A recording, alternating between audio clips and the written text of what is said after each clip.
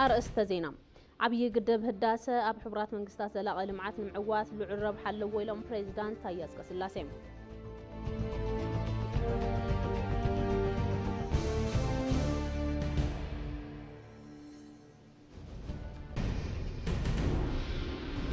تفتراوي قالايج آمو بملماع تربحتي خونم هلاهم أكاب محبر ليدو عسا من إسايكم شاري كوسري قلتو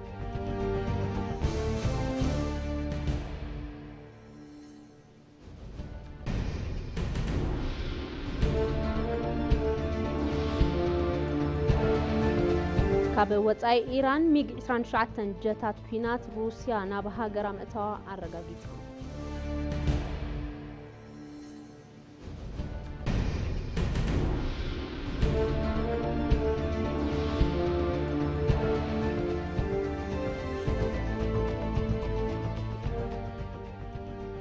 سلام طعنا هبليكم يتمسيو خبركم تملكتنا كاب اي تي في مدب قنقوا تغرنيا لك ساعات حدا خوينو ما ادزينا جمير لهم ادزين حيزنا زريت بري حبيركم كصنيحه فلما حصرت زيناتات ابي قدب هداسه اب حبرات منغستات زلاق لمعات المعوات لعرب حلو ويلهم بريزيدانت تاياس قسلاسيم اب ودب حبرات منغستات مبل 8 حفشاو اخيبا ناتساتف زلو بريزيدانت تاياس قسلاسي مس بريزيدانت حفشاو تغباي انا لينا بيربوك زتكايدوم أبزتهم أبهلوي أهجراوي بدهتاتن أببزحنتاوي زمدناتاتن زعبو زلط الوان حساب تلواويتهم بريزيدانت تاياس قسلاسي بتوان بزحنتاوي زمدناتات حبراو دحننت نمعق أبستوادد زعرتات متنخرد دليلهم إثيوبيا بقرب أوان زمرقتو عبي قدب هداسة إثيوبيا بزح ربحاتات كم زلوو بفلايك قرب صروي حيلي بموساخ شتوتات الأغلمعات حبرات هجرات أب معوات لعل صلوا خم زلوو أجنزبهم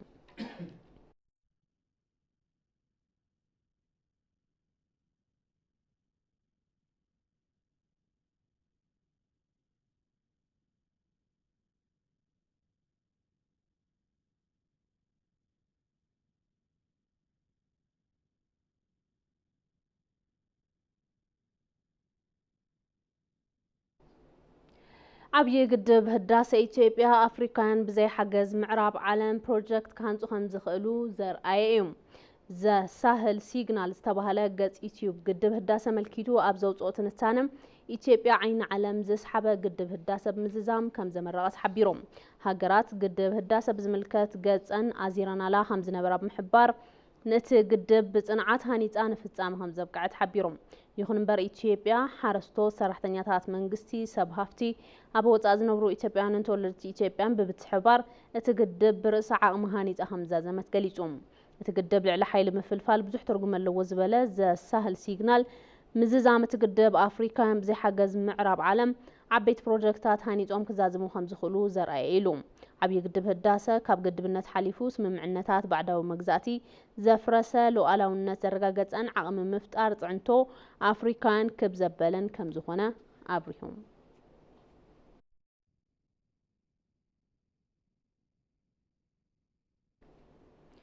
ملوطي زبن بعل حزبي زوبا غوفا غازي ماسقالان اويدا يو ماسقالان اب كتما ساولا بدمو تخبير وعلوم ابت سنه سرعه كبابرا رئيس ممحدار كلل دبوب ايثيوبيا ايتطلهون كبده منستر ريتا تزوع بايتوكل حزبي دكتور تسفاي بلجيجي كمون كالوت لعلوت حلفتي فيدرالن كللن ترخيبهم حزبي زوبا غوفا اب حدث زمن زبسرو بعلات ባህላዊ خبرتاتن لمدتاتن سلام فقري متحجازن حدنتن بزنص أوارق ملكوع يخبرلهم نزمنات صنحه متحجاز تطرنفو ባህላዊ خبرتاتهم زمساسلون حزبتات غوفان اويدان ناي ገዛ ርእሶም መውፀርን መለወጥ በዓላትን ኣለዎም ናይ ጎፋ ጋዜ ማስቀላ ከምኡውን ናይ ኦይዳ ይኦ ማስቀላ ንበዓላት ሓድሽ ዓመት ብሕውነታዊ خبرታት ሓድነቶም ኣጠናኺሮም ዘኽብርዎ እዩ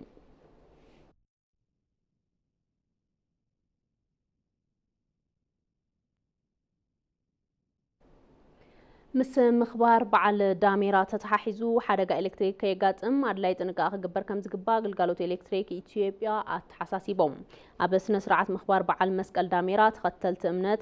أبس تفلالي بوتاتات نسرعات مبراش كم زكايدو في اللاتيوم أبس أوان دما حدقة إلكتريك يقاتم لعد تنقاق قبر كم زقبا فتام سراح كومنيكيشن تقلقالوت أيتا أنوار أبرار قليتهم داميران تولع كاب عمدتات إلكتريك ترانسفورمراتن متحلالفي مسمراتن بأخول رحقات كم استخايدة من رقاز كم زقباء ملكيتهم تنقاب زقودو ملكعو أبا مسارة لمعاتات إلكتريك نخك بزفتر ملكعو ناي موقاب سراحتي موقانن شقمو اللعن لعل حدقة 5 عب كم زخل ون حبيرام زي قاتات بقوان بعلات يخون كالقوت معلتات زخوانه يخون سراح بستخالة متن كاب مسارة لمعات إلكتريك بزرحة أخونتات كوغنوهم زقبار ما جزيبهم حرو السبب قوان بعلات حدقة إلكتريكي قاتم ناي بعلم تحبار نخقبرون أي تانوار تساوعي تقريبهم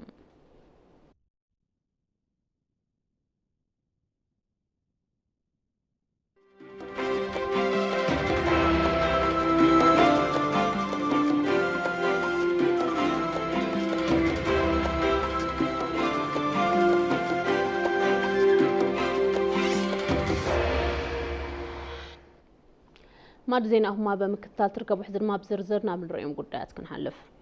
تفتراوي قالاي جامو بملماع تربحت يخونو مهلاهم اكاب محبر ليتو عسى من اسيكم شاركو سري قليتهم اب سراحتهم منقدي كاب مصقان جميرو حجز منغستي زلعل مخانون توم مناسي يحبرهم مولو برهان قرما يتوسخلوا ኢትዮጵያ ብርክ ዝበሉ ተፈጥሮን ሰብ ሰራሕ ሓድግታት ዘለዎ ሃገርያ ካብ መንጎዞም ሓድግታት ቃላይ ጫሙ ሓደ እዩ ቃላይ ጫሙ ኣብ ከባቢ 40 ዝርከብ እንትኾን ነታ ከተማ ፍሉይ ጽባቐ ዘላበሰ ዓብይ ቃላይ እዩ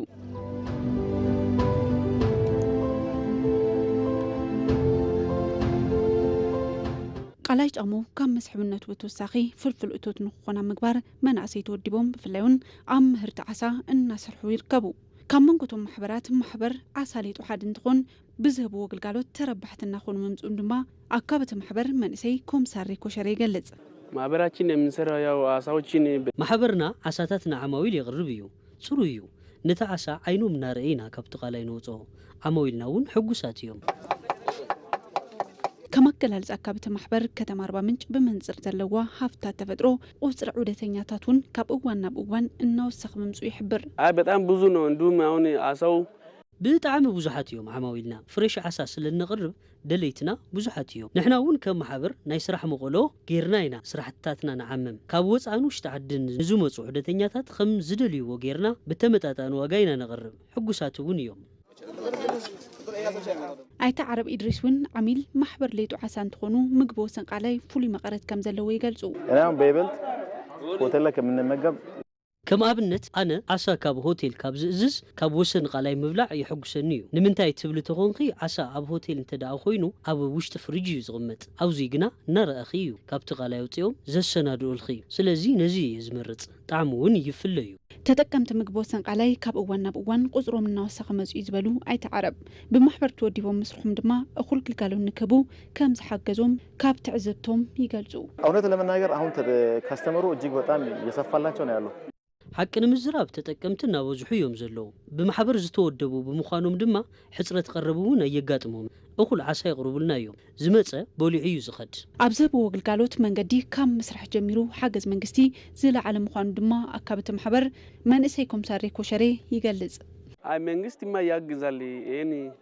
منغدم ياسرو منغست نو منغستي يحجزنايو منغدي ناسرحلنايو عسى نزدليون نتقالاي نمرأي نزموص عدتنياتات كيصقمو منغستي خالي منغدون سرحلنايو اخول التاوتون يقربلنايو كاب منغد اير 40 منጭ كساب قالاي ጫሞ زوسد منغدي تهانيصلنايو هاجرنا إثيوبيا كان منجو زلوا هفتات توريزم قالاي ጫሙ حدايو قالاي ጫሙ ኣብ ከባቢ 40 ዝርከብ ዓብይ ቃላይ እንትኾን ኣብዚ ሕዚ እዋን እኹል ሕድሳት ተገይሩሉ ግልጋሎት እናሃበ ዝርከብ ዓብይ ቃላይ እዩ لمعت كوريدر كتما هرر حدقتات بقبو نخطمتو عدل كم زمشاتو بيرو بحالن توريزمن كل الهرر قليتوم محبراو تقاتات نهنس اتربحا خبو استمشاتو عدل زفتر زمن قسخاس محبر الساب نباهلو واقا كهب كم زقبرو نتحبيرو يوم مرها سلام مرسا توسخلون لقدم تاريخ هاجرنا لمرأي لمعزاب لمجمجام نكابل روحنا ناي هاجرنا خبابتات عادية حررية حرر وشتا يو جوجل تويلو تسوع سفرة اللوا تو سفرة زي تو محبر السب البعلو كاب صلاة المكل خال زوريو مندق حاصيرو لركبوا له سفرة يو تو سفرة زي هاب نركبوا له وانون سبات ينوروا له يوم للو تو نايسبات خيدنا براد مزمان نبرتي موتشو المقبر بمنقس توقسو ببرك هاجر لخه لسراح لمعات كوريدر أو ذاك اللون أو ذو تاريخ أو سفرة بايت حيزو ياو خمتو تري ولهم هنسات أساليتو لما حبر السب موتشو المقبر تو تاريخاوي حدقتات بليتن كف أقباب ببحلو أسرارها ويكعبتو إثيوبيا نايكن نايتو محبر السب أيكن جيتات بايت حيزو سحبت ማእኸል ቱሪዝም ሃገር ኮይኑ ንሃገር እታወት ኣብ ምዕባይ ናይ ባዕሉ ግውደ ክዋፃ ኣብ ምስንዳ ይርከብ ነዚ ታሪካዊ ሓድጊ ታሪካውነቱ ከይሰደደ ንምዕቃብን ንነበርቲ ምቹው ንምግባርን ካብ ዝተፈላለዩ ክፋላት ሃገር ሰሞያ ብምእንጋድ ብጥንቃቐ እዩ ስራሕቲ ተዓሚሙን እንዳተዓመመን ዝርከብ በዓል ሞያ ህንፀት ኣይተ ኣባይ ስራሕቲ ብጠመተ ከም ዝተዓሙ ይገልጹ ያለውን ነገርኛም እንደ ቅርስ እንደ ሀገር ቅርስ አባይታ ዘሎ ሐድጋ ሀገር ከምዃኑ ሐድግነቱ ብዘይህስስ አገባብ ስራሕትታትና እናዓመምና ንርከብ አሚር ረመዳን ዳይሬክተር ዘፈር ሐድጊ ቢሮ ባህልን ሐድግን ቱሪዝምን ክልል ሐረር እዮም ኣብ ኸይዲ ህንፀት ልምዓት ኮሪደር ጁገል ጥበባዊ ዓቕምታት ማሕበረሰብን ሃገርን ብግቡእ ምርኣይ ከም ዝተኻኣልን ጠመተሲኢኖም ዝጸንሑ ሐድግታት ትኹረት ክግበረሎም ዕድል ከም ዝፈጠረ ይሕብሩ የተደበቁ ታለንቶች የወጡበት የተደበቁ ወይም የተዘነጉ ቅርሶች ወደ ይፋው ይወጡ ዝተኸወሉ ዓቕምታት ክራዩ ዕድል ዝፈጠረ ዝተዘንገዐ ሐድጊ ክርአ ዝኽእል ኩነታት ዝተመቻችወሉ ሓቂ ክንርኢ ክኢልና ኢና ብዙሕ ልምዲ ዝኻዕበትና ሉን ካብ ቀዳማይ ዙር ናብ ተቐጻላይ ካብ ተቐጺሉ ዘሎ ድማ ናብ ሳልሳይ ዙርያ ክበጽሕ እንከሎ ናተመሓይሸ ዝመጸሉ ኩነታት ጭቡጥ እዩ ህቅን ኮሪደር ከይሰደደ ሓድጊ ከይተጻበአ ጎኒ ንጎኒ ብሓባር እቲ ከባቢ ብርሃን ክለብስ ዋሕዚ ማይ ዝተማዕራረይ ክኸውን ናይ ኣጋር መንገዲ ብግቡእ ተሃኒጹ ዝወቀበ ምስሊ ክህልዎ ዝኽእል ዕማም ተሳሊጡ እዩ ቶም ዳይሬክተር ልምዓት ኮሪደር ጁገል ባይታ ምስ ሓዘ ኣብቲ ከባቢ ንምንባር ዘሎ ድሌት ከም ዝወሰኸ ይብርሁ ልማት ወይም የጁገል ኮሪደር ከተሰራ በኋላ ከጁገል ውጪ የሚኖረው ኮሪደር ጁገል ምስተሰርሐ ካብ ጁገል ወጻኢ ዝነብር ጁገል ምንባር ክብህግ ዝጀመረሉ ነባር ጁገል ዝኾነ ድማ ጁገል ናይ ምጽናሕ ድሌቱ ክውስኽ ዘኽኣለሉ ኩነታት እዩ ተፈጢሩ በዓል ሞያ ሓለዋ ሓድጊ ቢሮ ባህልን ሓድግን ቱሪዝምን ክልል ሐረሪ አብዱልማሊክ አብዱላሂ በወገኖም እዚ ልምዓት ማሕበረሰብ ምስ ባህሉ ደጊሙ ክተኣሳሰር ዕድል ፈጢሩ እዩ ብምባል የዝንቱ ህዝቡ ምን ትሩፋት ወይ ምን ጥቅም ያስገኘ ነው ምን ነገር መነሻ አድርገን እነኚህ ነገር ሰው ንህዝቢ እንታይ ዓይነት ረብሓ እቲሩ ዝብል ዛዕባ መበገስ ጌርና ክንሓስብ ከለና ማሕበረሰብ ንታሪኹ ዝህቡ ዋጋ ከዕቢ ገይሩ እዩ ርዝነት እቲ ሓድጊ ተገንዚቡ ስምዒት ዋንነት ኣዕብዩ እዩ ታሪኻውነቱ ብዘይጻባ ኣግባብ ልምዓት ኮሪደር መሰረት ሒዙሉ ዝርከብ እዚ ስፍራ ኣብ 2006 ዓመተ ምህረት ኣቆጻጽራ ግሪጎሪያን ዩኔስኮ ብሓድግነት ዝመዝገቦ ታሪካዊ ስፍራ ሃገርና ምዃኑ ይፍለጥ መሰል ሕቶ በር ባሕሪ ኢትዮጵያ ንምዕዋት ዲፕሎማሲያውን ሕጋውን መንገድታት ከም ትስዕብ ቀዳማይ ሚኒስትር ዶክተር አብይ አሕመድ ክገልጹ ጸኒሖም እዮም በር ባሕሪ መመሓላለፊ በር ንግዲ ዓለም ኢሉውን ማእኸል ሓለዋ ሰላም ድሕነትን በምዃኑ ኢትዮጵያ ኣብ ሓበራዊ ተረባሕነት ዝተመስረተ ፍትሓዊ ሕቶ ክምለስ ይግባእ ክብሉ ቀዳማይ ሚኒስትር ዶክተር አብይ አሕመድ ገሊጾም እዮም ንጸብጻብ መሐመድ አልቃድር ደሃብ ያሲን በማንኛውም ህግ ብዙኾነ ሕጊ ብዙኾነ ልምምድ ኢትዮጵያ ይግባእ እዩ ብዙሓት እውን 120 ሚሊዮን ህዝቢ ምቑላፍ ነውሪ እዩ ይብሉም ገለገለ ዝተገዙ ኢትዮጵያውያን እኳ ተዘይተረድኦም ወይ ንሕና ወይ እውን ደቅና ክዕውትዎ እዮም እዚ ዘጠራጥር ኣይኮነን ንኢትዮጵያ ዘዋፅኣ ብሰላም ሂብካ ብምቕባል ሓቢርካ ምዕባይ እዩ ሕቶ ባሕሪ በሪ ኢትዮጵያ ዝተዳጎለ ሓው ኮይኑ ንነዊሕ ዓመታት ጸኒሕ እዩ በዚ እውን ኢትዮጵያን ዜጋታታን በር ባሕሪ ዝተዓጽኦም ኮይኖም ከቢድ ዋጋ ከፊሎም እዮም ኢትዮጵያ ትርከበሉ ዞባ ቀርን ኣፍሪካ ብምዃኑ ግዳይ ንሕንሕ ሓያላት ሃገራት ንዘይ ምዃን በር ባሕሪ ንኢትዮጵያ ኣካል ብሄራዊ ረብሓ ይገብሮ ንኢትዮጵያ ኣብ ቀረባ ርሕቀት ዝርከብ ዞባ ቀይሕ ባሕሪ ሕዚ ናይ ዓለም መመሓላለፊ ንግዲ ምሕለው ማእኸል ሰላምን ድሕንነትን እዩ ነዚ መመሓላለፊ ኢትዮጵያ ብሰላማዊ መንገድን بعالم لخ حقن واننتا قاعدين مقبار الناصر حتركب بإثيوبيانا بهند مكاكل دلدي انجي داقت النبرم عمونغو هندن إثيوبيان دلدل مبر عقبتي نبران بزحات نقرات زتأساسر يوم لومي ناتنا نزخونك أيح بحرين محتات زق زتراتر ولدو مفتعرو أكال سبرات سنة لبونا يوم أنا كرقاق تقولكم يخيل يوم إثيوبيا ትኽእል እያ ቅድሚ 155 ዓመታት ስዊዝ ካናል ብጀጋኑ ደቆም መስዋዕትነት ዝዕወቱ ሰባት ሎሚ ኮፍ ኢሎም ኣብ ዓመት 10 ሚሊዮን ዶላር ይረኽቡ ኢትዮጵያ ትኽእል ሃገር ትሕት ኢላ እንደቃ ክትሰጋገር ኣይግባእን ነዚ ንምዕዋት ድማ ኩናት ኣድላይ እዩ ኢለ ኣይኣምንን ኣብ ቀይሕ ባሕሪ ብጽሒት በዓልተዋና ዝነበረትን ሕዝውን ብጣዕሚ ቀረባ ዝኾነትሉ ዞባ ቀይሕ ባሕሪ ኢትዮጵያ ነዚ ጉዳይ ኣብ ወሰን ኮንካ ምዕሳብ ዘይትኽእሎ እዩ ብዙሓት ሃገራት ናይ ሰላምን ኢኮኖሚን ጉዳይ ሰላምን ድሕንነትን ዝኾነ ቀይሕ ባሕሪ ንኢትዮጵያ በረ ባሕሪ ንምዕዋት ወሳኒ ቦታ እዩ በሰላም በዓለም ሕግ መሰረት بسلام بمسارة حقي عالم نيتيبيا كاب زعاتوا برن دخاتا باهيلا نختصقوا كاب زبطحا محلخان كتناقف علوام إلنا سلن أمن أبزخون مدرخ نمزتاي زفاكد أكال تحاليو لعلقال إقزة إدنا زرقحيوم كوينقنا إتيبيا إسرنيا جوغراف كوينام نزل عالم كتنبر يايلو زحسب إتيبياوي تحاليو زموتا يوم إتيبيا سلام تقدم دخلنا واقع موطي مأتو برا تمعراري ازي زي تعرف قداي مخانو تغنزيبوم احواتا اب زغلطه فغزه نلزب عرسوم كسنادو مغباريوم ኢትዮጵያ 120 ሚሊዮን ቁጽሪ ህዝብ ዘለዋ ሃገር ከም ምዃና ዕቤታ ተደሚሩ ሕቶ መውናን በር ባሕሪ ፍትሓዊ ይገብሩ ሓያላት ሃገራት ባሕሪ ኣቋሪጾም ቀይሕ ባሕሪ እንትጥቀሙ ብሄራዊ ጥቕሞም ንምሕላው ልዑል ሓገዝውን ንምርካብ ምዃኑ ይፍለጥ ኢትዮጵያ እውን ኣብ ዞባ ቀይሕ ባሕሪ ብቁጠባ ተረባሒት ንምዃን እተልዕሎ ሕቶ በር ባሕሪ ግቡእ ይገብሮ عبي قدب هداس إثيوبيا زي كال استبهال نجار معوات كم نخل بتكبر زرقة زمن تساقار مهتم مخانو تحبيرون تقدب نحنا إثيوبيا أنت تحبابيرنا كله خمن خلنا عالم زي مسكرنا له مزام التاريخ وبروجكت سعبو أب استسالت وسلام وسلفتات إنها تقلت زيهم أبراهام السهام يا مسرات إثيوبيا شنداقم قرات إثيوبيا داقم أدوان ደጋግማ ለጥቁር ህዝቦች ማሳየቷ አይቀሬ ስለሆነ መላው የጥቁር ህዝብ በትብብር በጋራ ከልመና ወጥቶ ለመበልጸግ በአንድ ላይ እንድንቆም በወንድማዊ ፍቅር ጥሪዬን ያቀርብ ብርሃን ኢትዮጵያ ንኩላ መላ ኢትዮጵያውያን ከካብ አንፈቱ ተአኻኺቦም በዘለዎም ዓቅሚ ብምትሕግጋዝ ፕሮጀክት ዓብይ ግድብ ዳሰ ናብ ስራሕ ተኣትዩ እዮም ብሓድነትን ሕብረትን ኢትዮጵያውያን ኣብ ዓድዋ ዝተጻሕፈ ታሪኽ ዓወት ኩናት ዓድዋ ብልምዓት ንምድጋሚ ነይሩ ኣብ ወርሒ መጋቢት 2003 ዓ.ም ነኩርና ዝተሰረተ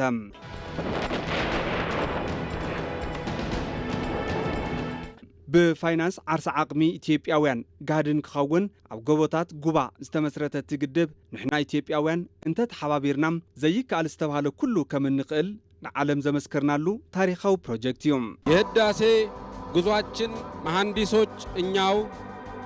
ግንበኞችና ሰራተኞች እኛው የፋይናንስ ምንጮችና አስተባባሪዎች እኛው በአጠቃላይ የህዳሴ ጉዟችን ባለቤቶች እኛው መሆናችንን የሚያሳይ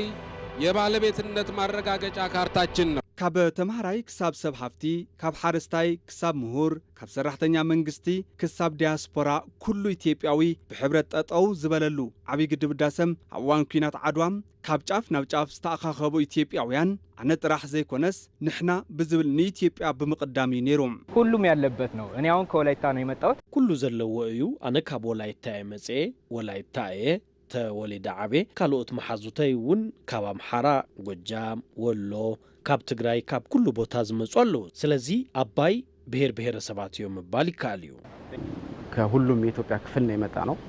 ካብ ኩሉ ክፋል ኢትዮጵያና መጺና እዚ ሓደ መርኣያ እዩ ኣብዚ ትሪኦ ነገር ኩሉ ዘሕጉስ እዩ ኩሉ ሰብ ዕላማ ሒዙ እዩ መጺኡ ከም ሃገር ኢሉ እውን ከም ውልቀ ሰብ ብዙሓት ሓላፍነታት እናተዋጻእና ኢና አሁን ግድብ እዚ ግድብ ዝጀመረ 2003 እዩ ንሕና ድማ 2009 ኢና ናብ ዝመጺና ክሳብ ሕዚ ድማ እናሰርሕና ኢና ታናሿ ኢትዮጵያ ነው ማለት በጣም ሁሉም ብሔር ብሔረሰቦች የሌለው ሰው የለም ንእሽተይ ኢትዮጵያ ያ ኣብዚ ዘላ ኩሉ ብሔር ብሔረሰብ ኣብዚ ኣለው ኩሉ ሰራሕተኛ ካብ በብኣንፈቱ ዝመጸ እዩ ስለዚ ኩሉ ኣሰሩ ኣንቢሩ እዩ ሁሉም ብሔረሰብ ጠቅላላ ኩሉ ብሔር ብሔረሰብ ኣብ ኢትዮጵያ ዘሎ ምባል ይካኣል እዩ ተሳቲፉ እዩ ኩሉ ናይ ዓርሱ ግደ ተዋጽኡ እዩ ኣብዚ ሕዚ እዋን ምዝዛም ዓብዪ ግድብ ህዳሴ ስዒቡ ሰላማዊ ሰልፊ ሓጎስን ደገፍን ኣብ መላእ ኢትዮጵያ ኣብ ዝተፈላለያ ከተማታት እናተሳለጠ ይርከብ ዓብዪ ግድብ ህዳሴ ኢትዮጵያ ዘይከኣል ዝተባሃለ ነገር ምዕዋት ከም እንኽእል ብተግባር ዘረጋገጸ ዘመን ተሳጋሪ ማህተም ምዃኑ ኣብ ክልል ሶማል ከተማ ጅግጅጋም ኣብ ዝተሳለጠ ሰላማዊ ሰልፊ ተገሊጹ እዩ ርእሰ ምምሕዳር ክልል ሶማል ሙስጠፌ መሐመድ ኣብቲ እዋን ሰላማዊ ሰልፊ ኣብ ዘመሓላልፍዎ መልእኽቲ እቲ ግድብ ሓድነት ኢትዮጵያውያን ዘጠናኸረን ሃገራዊ ምርድዳእ ዘጎልበተን ዝዓበየ ፕሮጀክት እዩ ክብሉ ተዛሪቦም በቅድሚያ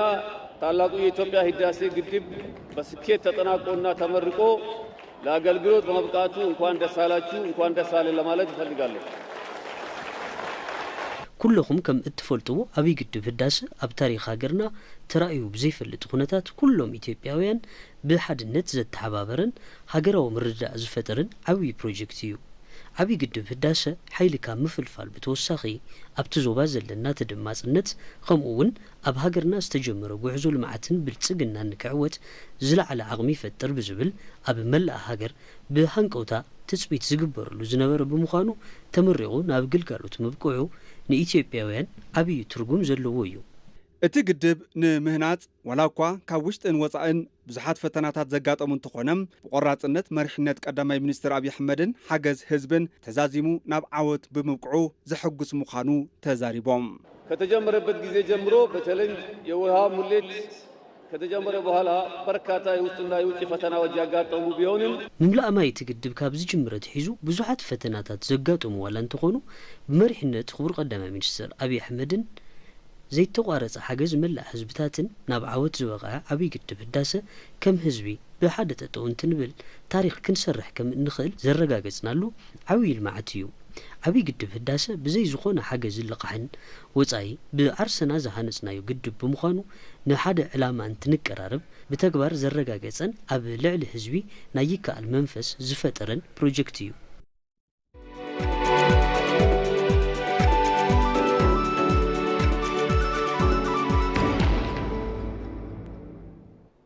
ዜና ዳጋ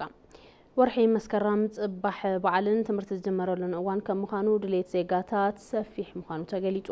ነሲብ ከተማ ሃረር ድሌት መሰረት ዝገበሩ ዝተፈላለዩ ምህርቲ ሕርሻ ሓዊሱ ምህርቲ ኢንዱስትሪ ቀረብ ኣብ ዝተፈላለዩ ከባቢታት ዕዳጋ ኣለዎም ብፍላይ ኣብ ዝሓለፉ 15 መዓልትታት ምህርታት ኢንዱስትሪ ብቐጥታ ዓደግቲ ምስ ነጋዶ ንምርኻብ ኤግዚቢሽን ንግድን ባዛርን ተሰናዲኡ በዚ እውን ሕብረተሰብ ተረባሒ ክኸውን ምቕናዩ ተገሊጹ እዩ ኣብ ስሩዕ ከባቢታት ዕዳጋ ዘሎ ምህርታት ድማ ኣብ ደሰርን ሸዋበርን ተባሂሉ ብጽዋዕ ከባቢ ሸቐጣት ብስፍዓት ንዕዳጋ ክቐርቡ ቀንዮም እዮም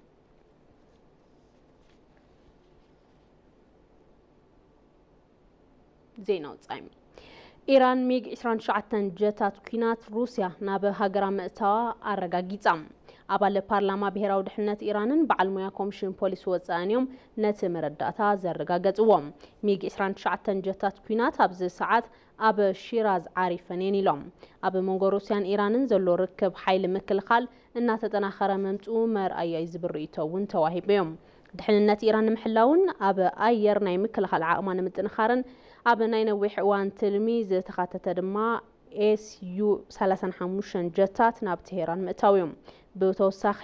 Q-9 ቻይናን S-400 ሩስያን መከላኸሊ ስርዓታት ኣየር ናብ ኢራን ከኣቱ ምዃኑ እውን ተገሊጹ ከም ጸብጻብ IFP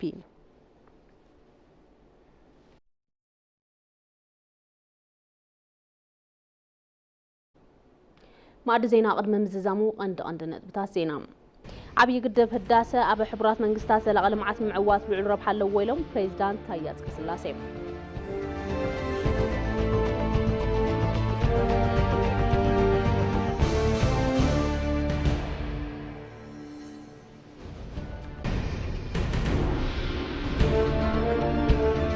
ተፈጥራዊ ቃላይ ጫሞ ብምልማዕ ተረባሕቲ ይኾኑ ምህላዎም ኣካብ ማሕበር ሌጦ ዓሳ መንእሰይ ኮምሻሬ ኮስሬ ገሊጹ